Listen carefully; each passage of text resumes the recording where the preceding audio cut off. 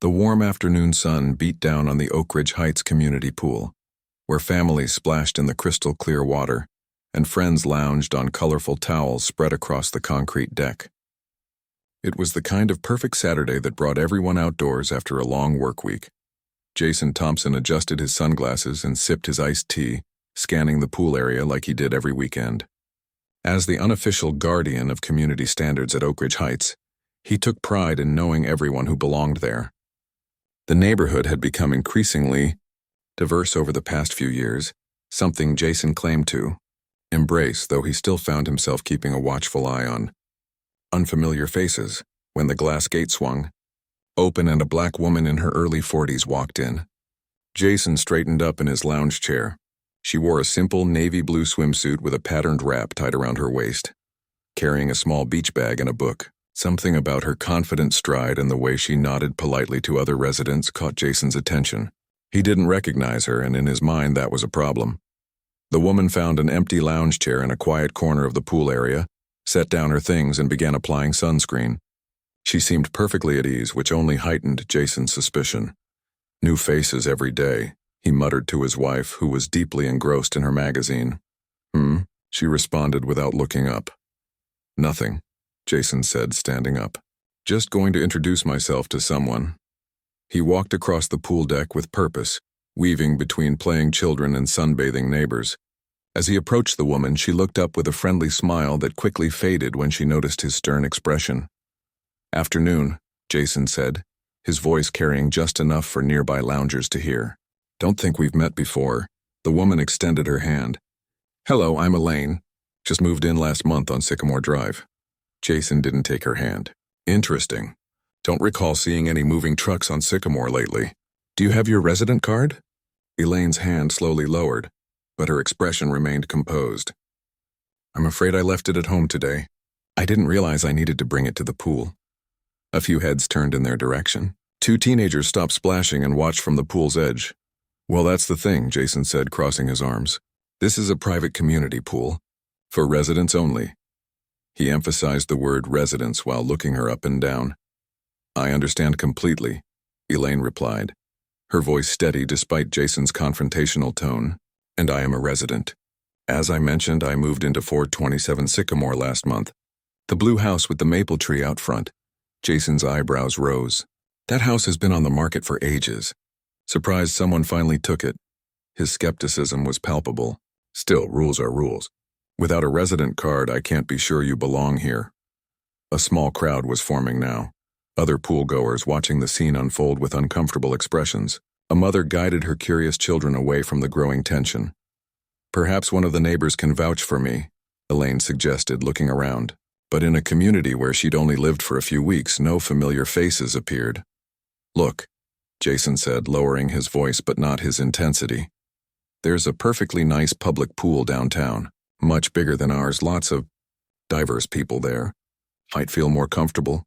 The implication hung in the air, heavy and unmistakable.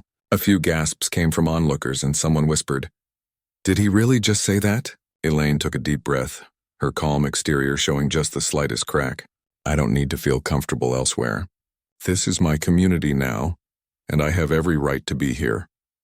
"Without proof, I'm afraid that's not true," Jason said firmly. "I'm going to have to ask you to leave until you can produce proper identification. Or I'll need to call security." "Is that really necessary?" asked an older woman from a nearby lounge chair. Jason ignored her. "It's nothing personal, just following procedure." Elaine gathered her book but made no move to pack up the rest of her belongings. "Actually, it feels very personal, and I'd be happy to wait for security to arrive. Perhaps they can clear this up." "Fine," Jason said, pulling out his phone. "Your choice." As he dialed the community security number, more residents gathered. Some filmed the interaction on their phones while others whispered among themselves. The joyful atmosphere of the afternoon had evaporated under the hot sun, replaced by a tense standoff centered around a lounge chair in the corner of the pool. "Hello, security.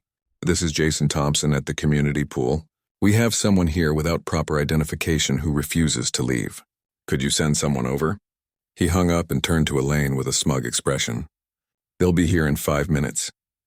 "Thank you," Elaine said simply, opening her book as if settling in for a pleasant read. The calm response wasn't what Jason expected. His confidence wavered slightly as he stood awkwardly beside her chair, too committed to his position to walk away, but increasingly aware of the disapproving glances from his neighbors. A child splashed in the pool, breaking the silence. "Mommy, why is that man being mean to the lady?" The mother quickly hushed her child, but the innocent question hung in the air, making Jason shift uncomfortably on his feet. "You know," said a man from a few chairs away, "I've forgotten my resident card plenty of times. Never been an issue before." "That's different," Jason muttered, not meeting the man's eyes. "Is it?" the man challenged. The 5 minutes stretched into an excruciating 10 as the pool area grew quieter, the only sounds coming from the water filter and distant traffic. Jason checked his watch repeatedly, sweat beading on his forehead that had nothing to do with the heat. Finally, the pool gate opened, and a uniformed security guard walked in alongside the community manager. Jason straightened up, preparing to explain the situation, but before he could speak, the security guard's face lit up with recognition. "Mayor Williams," he exclaimed, hurrying toward Elaine. "I didn't know you moved into Oak Ridge Heights." "Welcome to the community." Jason's mouth fell open as the blood drained from his face. He stood frozen, unable to process what he was hearing. The community manager stepped forward with an outstretched hand. "Madam Mayor, it's an honor to have you in our community. I apologize for any inconvenience today." Elaine closed her book and stood up, shaking hands with both men. "Thank you, Robert," she said to the security guard. "And please call me Elaine when I'm off duty. I was just hoping to enjoy a quiet afternoon by the pool." Of course," the community manager said, shooting a confused glance at Jason. "Is everything all right here?" All eyes turned to Jason, who stood rooted to the spot, his face a mixture of shock and dawning horror. The woman he'd just tried to eject from the pool, the woman he'd suggested might be more comfortable at the public pool downtown, was Elaine Williams, the recently elected mayor of their city. Someone in the crowd whispered, "That's the mayor?" And the murmur spread quickly around the pool. People who had been pretending not to watch were now openly staring, some with their phones still recording. Jason opened his mouth, closed it, then opened it again. I didn't. "You're the mayor?" "Yes," Elaine said simply. "And also your new neighbor on Sycamore Drive." The whispers around the pool grew louder as more people realized what was happening.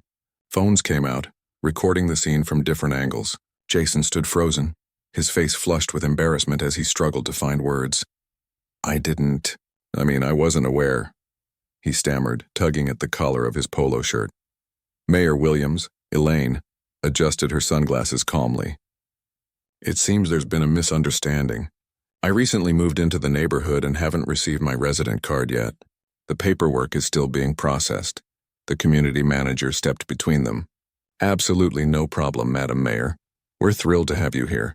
Please enjoy our facilities anytime." He turned to glare at Jason. "Mr. Thompson, a word, please." As the manager led Jason away, conversations erupted around the pool. Parents who had been watching discreetly now openly discussed the scene with neighbors. A group of teenagers who had been recording everything huddled together, their fingers flying over phone screens. "Did you get that? Already uploading! This is going viral for sure. Pool patrol strikes again." Across the deck, Elaine settled back into her lounge chair, opening her book again as if nothing had happened. But the peaceful afternoon she had hoped for was already gone. Families approached one by one, introducing themselves, welcoming her to the neighborhood, and apologizing for what had happened. "We're not all like that," an elderly woman assured her, patting her hand. "Jason's always been particular about the pool." "It's really fine," Elaine said with a smile that didn't quite reach her eyes. "I'm just here to relax like everyone else." But relaxation was impossible now. Every few minutes someone new would approach, eager to distance themselves from Jason's behavior, or simply curious to meet their city's mayor in such an unexpected setting. At the far end of the pool, the community manager spoke sternly to Jason, whose shoulders slumped with each passing minute. His wife had joined them, her face a mask of mortification as she kept glancing toward Elaine and the growing crowd around her. "Do you have any idea what you've done?" the manager hissed. "That's Mayor Williams. She's been featured in every local paper for the past 6 months." "I don't read the papers much," Jason mumbled. "And the TV always showed her in suits and at podiums. I didn't recognize—" "That's not the point," the manager cut him off. You can't just approach residents like that. You're not on the HOA board. You're not security. This isn't your job. Jason's wife clutched his arm. We should go home, Jason, now. But our things, I'll get them later. Her grip tightened. We need to leave before someone recognizes us. Too late. A teenage boy pointed directly at them. That's him. The guy from the video. Jason looked up in confusion. What video? The manager pulled out his phone, tapped a few times, and turned the screen toward Jason. There it was, a TikTok already gaining views. Titled, Karen's husband tries to kick black mayor out of her own community pool. This was posted 3 minutes ago, the manager said flatly. It already has 2,000 views. Jason's face went from red to ghostly white. But I didn't. I was just trying to make sure. His wife tugged his arm again. Home. Now. As they hurried toward the exit, attempting to keep their heads down, they passed dangerously close to Elaine's chair. The crowd around her parted, creating an unavoidable moment where Jason and the mayor locked eyes. Time seemed to stand still as the entire pool watched. Would she call him out? Demand an apology? Use her authority to humiliate him as he had tried to humiliate her? Instead, Elaine simply nodded once, her expression unreadable behind her sunglasses. Before turning back to the young family she'd been speaking with, the dismissal was worse than any confrontation could have been. Jason ducked his head and practically ran the remaining distance to the gate, his wife hurrying behind him. By evening, the incident had spread beyond social media to local news sites. Community pool confrontation involving mayor goes viral, read one headline. Another was more direct. Man confronts woman at pool. Discovers she's the city's mayor. Jason paced his living room, phone buzzing constantly with notifications and messages from neighbors, colleagues, and even his boss. They're making me out to be some kind of monster, he said, scrolling through comments. I was just trying to enforce the rules. His wife sat on the couch, her expression tired. You singled her out, Jason. You've never asked anyone else for their resident card. That's not true.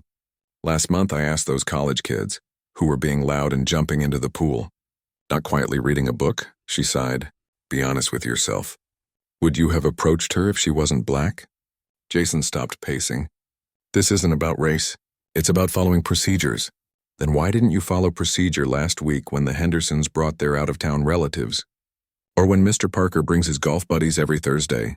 She crossed her arms. You need to admit what this looks like. It looks like I made a mistake, Jason said, collapsing into an armchair. I didn't recognize the mayor. That's all? That's not all, and you know it. She picked up her phone. The video has over 50,000 views now. People from work are texting me about it. Your sister called from Phoenix because someone sent her the link. Jason put his head in his hands. What am I supposed to do? You need to apologize publicly. And say what? Sorry I didn't recognize you were important. His wife's voice hardened. How about sorry I assumed you didn't belong here based on how you look? The doorbell rang, making them both jump. Jason approached the front window cautiously, peeking through the curtains. A news van was parked at the curb and a reporter stood on their porch with a microphone. This can't be happening, he groaned, backing away from the window. His phone buzzed with a text from the community manager. Emergency HOA meeting tomorrow morning. Your attendance is required. More notifications poured in. His company's HR department wanted a meeting first thing Monday. His church pastor sent a disappointed message about representing Christian values in the community. The neighborhood Facebook group was filled with discussions about the incident, with many calling for Jason to be fined or even removed from the community. My life is over, he whispered, sinking back into his chair as the doorbell rang again. His wife switched off the living room lights. It doesn't have to be, but you need to take responsibility for what you did.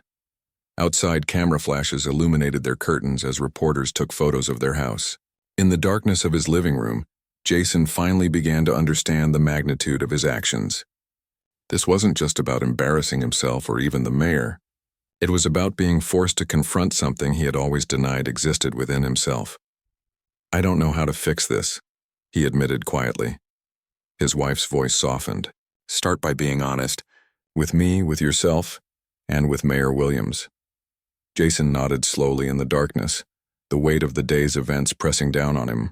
The comfortable life he had built, his reputation in the community, his sense of himself as a good person. All of it now hung in the balance. And somewhere across the neighborhood, in a blue house on Sycamore Drive with a maple tree out front, Mayor Elaine Williams was likely dealing with the aftermath of his actions too. The pool incident had lasted less than 15 minutes, but its ripples were only beginning to spread. The Sunday morning sun streamed through the blinds of Mayor Elaine Williams' kitchen as she sipped her coffee and scrolled through her phone. She had hoped for a quiet first month in her new neighborhood, a chance to settle in before residents realized their mayor had moved among them. Now her face was plastered across social media and local news sites, caught in an unfortunate moment that was gaining traction by the hour. Her chief of staff, Lisa, had called 3 times already this morning. "We need to address this," Lisa insisted during their latest conversation. "It's the perfect opportunity to discuss the inclusivity initiatives we campaigned on." "I didn't move here to make political statements," Elaine replied, watching a cardinal land on her new bird feeder outside the window. "I just wanted a home closer to City Hall with a yard for my dog." As if on cue, her chocolate Labrador, Bella, padded into the kitchen and rested her head on Elaine's lap, sensing her owner's unease. "Sometimes we don't choose our moments," Lisa said. "They choose us." After hanging up, Elaine stepped onto her back porch, coffee in hand. She had fallen in love with this house for its peaceful backyard, a small oasis with mature trees and a garden perfect for weekend puttering. Now she wondered if that peace would ever truly exist here. Her phone buzzed with a text from Robert, the security guard from yesterday. "Heads up, emergency HOA meeting called for 10 a.m. about the pool incident. Thought you should know." Elaine sighed and texted back a quick thank you. She had planned to spend Sunday working in her garden, not dealing with community drama, but leadership didn't pause for weekends. Across the neighborhood, Jason Thompson stood in his shower, letting hot water cascade over him as if it might wash away yesterday's humiliation. He had barely slept, his mind replaying the pool confrontation on endless loop, each time noticing details he'd missed in the moment. The pitying looks from neighbors, the disappointed head shaking, the moment of recognition when he realized who Elaine actually was.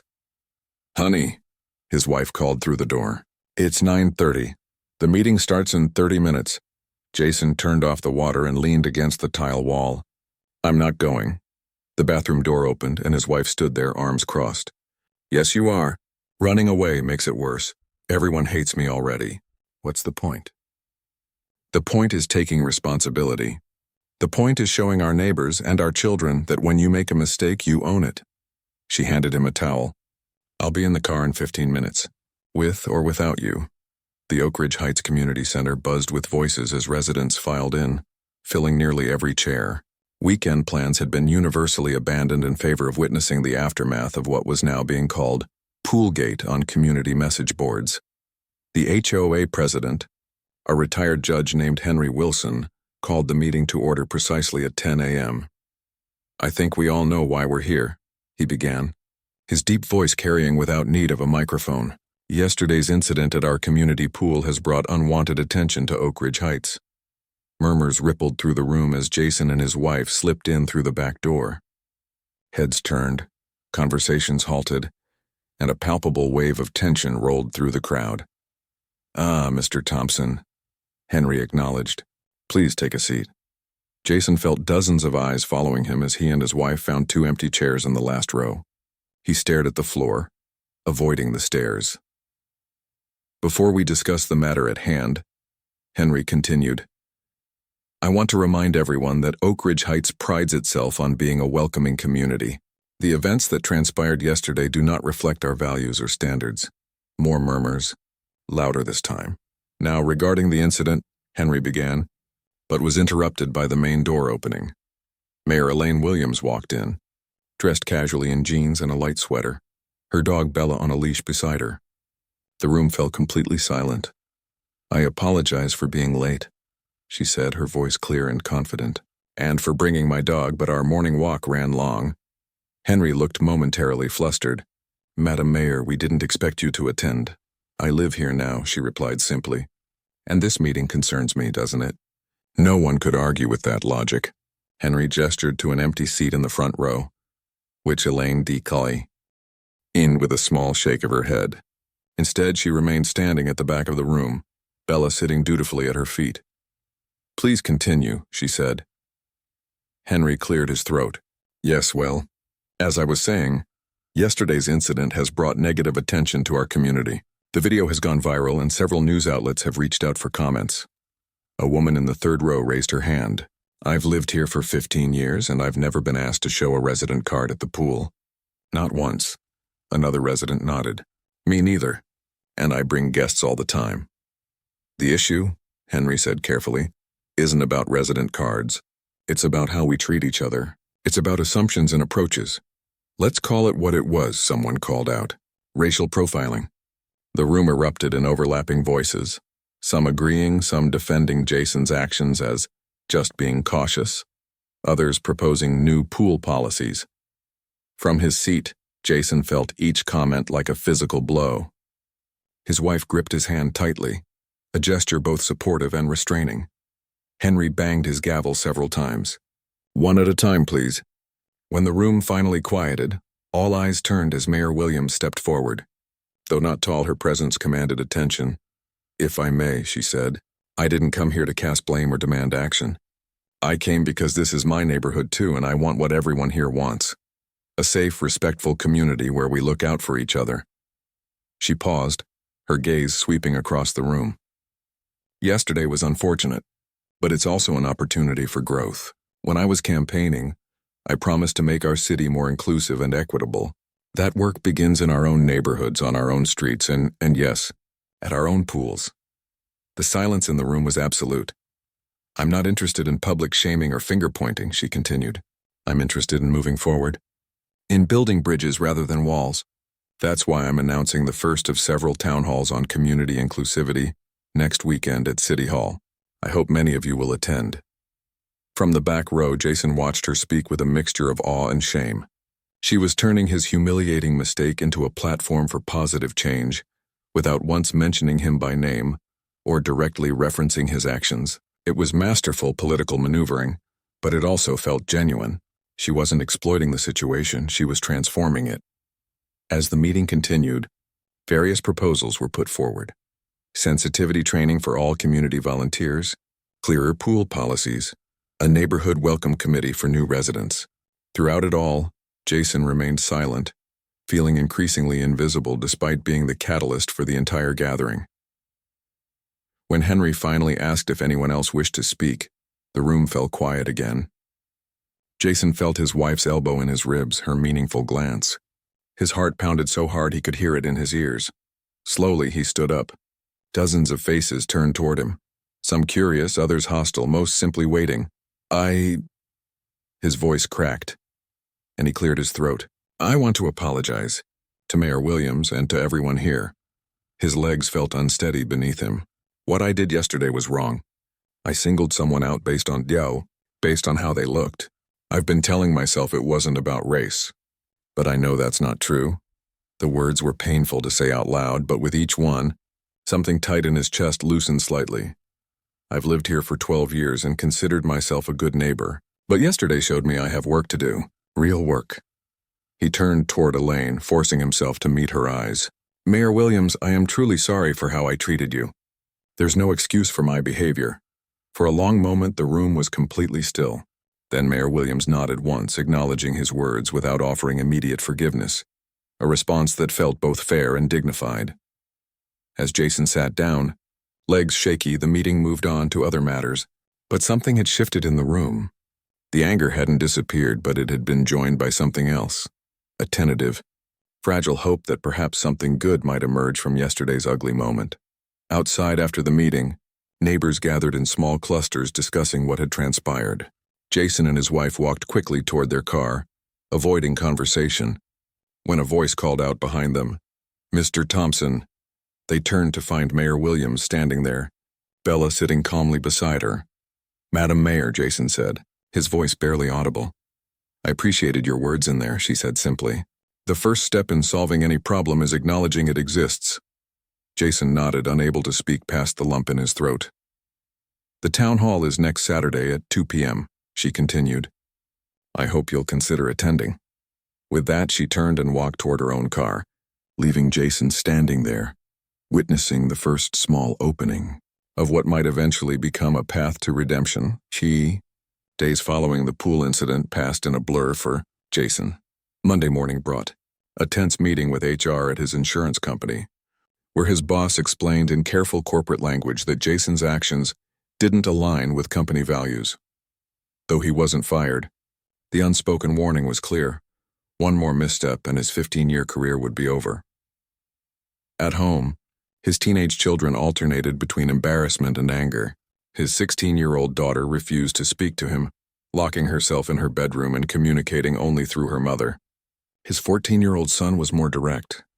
"My friends keep sending me the video," he said over dinner Tuesday night, pushing pasta around his plate. "They're asking if my dad is really a racist." The word hung in the air like a thundercloud. Jason put down his fork, his appetite gone. "What do you tell them?" he asked quietly. His son shrugged, not meeting his eyes. "That you made a mistake. That you're not like that. At least I didn't think you were." The doubt in his son's voice cut deeper than any angry comment from strangers online. Later that night, Jason sat alone in his home office, scrolling through social media against his better judgment. The original pool video had accumulated over 3 million views. News outlets had picked up the story, with headlines ranging from sympathetic to scathing. Mayor turns pool confrontation into platform for change. Pool Patrol Paul. Man harasses black mayor at community pool. Racism in nice neighborhoods, the Oak Ridge Heights incident. Underneath one article, a comment caught his eye. "People like him never change. They just get better at hiding it." Jason closed his laptop, the words echoing in his mind. Was that true? Was his apology at the HOA meeting just damage control? Would he eventually return to his old ways once the spotlight moved on? The questions kept him awake long into the night. Across town, Mayor Williams was dealing with her own fallout from the incident.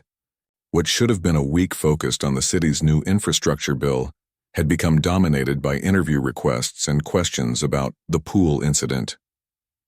Every press conference, no matter the topic, eventually circled back to what happened at Oak Ridge Heights. "I'm more interested in discussing the pothole repair initiative than my weekend activities," she told reporters firmly after Wednesday's city council meeting. "The incident was unfortunate but resolved. I've moved on and I suggest you do the same." But the story refused to die, partly because it touched on issues that resonated far beyond their mid-sized city. Local incidents reflecting national tensions always garnered attention, and having the mayor involved added an irresistible angle. By Thursday, Elaine's patience was wearing thin. After a particularly persistent reporter followed her to her car, asking if she planned to make an example of Jason Thompson, she finally stopped and turned. "This isn't about one person or one incident," she said, her voice level but intense. "It's about patterns and systems that affect people daily. Mr. Thompson's actions were wrong, but publicly crucifying him solves nothing. I'm interested in solutions, not scapegoats." The reporter looked disappointed by the measured response. "So you've forgiven him?" Elaine opened her car door. "Forgiveness isn't a media soundbite. It's a process. What matters now is how we all move forward, including Mr. Thompson." That evening, as she walked Bella through her new neighborhood, Elaine noticed neighbors watching from windows and porches. Some waved hesitantly. Others quickly looked away. The easy anonymity she had hoped for was gone. Now she was both the mayor and that woman from the pool video, a symbol rather than simply a new neighbor. Turning onto Sycamore Drive, she spotted a familiar figure standing awkwardly near her mailbox. Jason Thompson shifted from foot to foot, holding what appeared to be a potted plant. Bella growled softly. "It's okay, girl," Elaine murmured, though she felt her own guard rise. She approached cautiously, maintaining distance. "Mr. Thompson, Mayor Williams." Jason looked as uncomfortable as she felt. I hope this isn't inappropriate. I just wanted to." He held out the plant, a small flowering shrub with purple blooms. "It's azalea. For your garden. I noticed you were working on it last weekend." Elaine studied him for a moment before accepting the plant. "Thank you. I also wanted to say I'll be at the town hall on Saturday." He stared at his shoes. "And I've been doing some reading about bias and privilege, things I never really thought about before. That's good. Elaine wasn't sure what else to say. The gesture seemed genuine, but she wasn't ready to play the role of benevolent guide to his journey of self-discovery.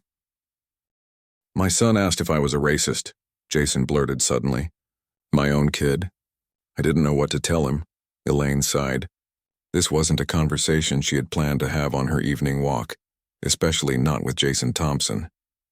But leadership often meant handling unexpected moments with grace. What did you tell him? That I've never thought of myself that way. That I have black colleagues at work. That I voted for you. He ran a hand through his hair.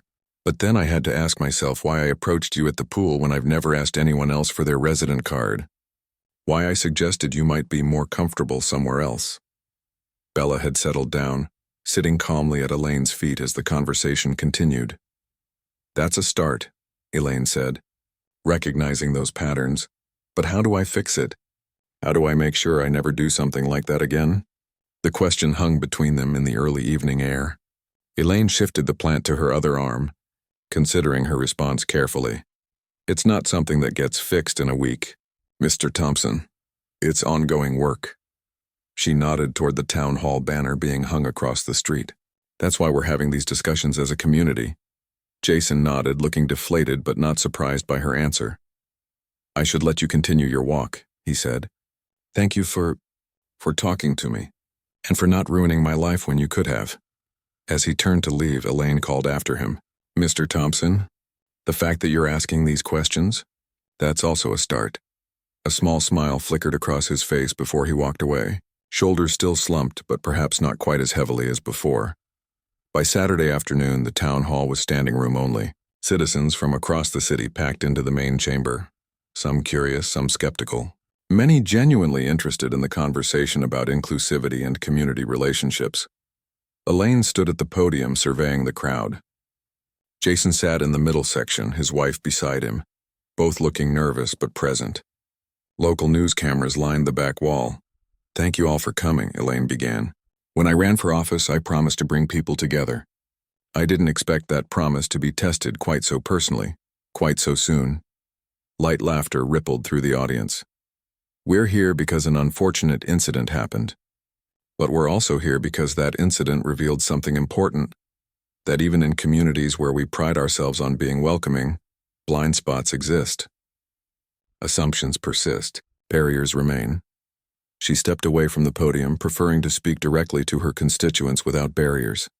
Today isn't about pointing fingers or assigning blame. It's about having honest conversations about belonging, about who feels welcome in our spaces and who doesn't, about the small moments that make people feel like outsiders in their own communities.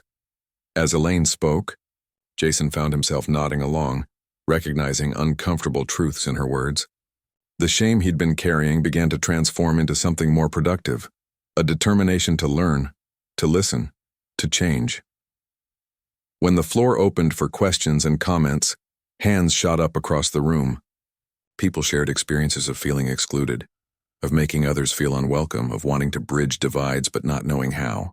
The conversation was sometimes awkward, occasionally heated, but consistently honest. Halfway through, Jason raised his hand. His wife squeezed his other hand in support as he was called upon. I'm Jason Thompson, he began, voice shaking slightly. Some of you might recognize me from a viral video.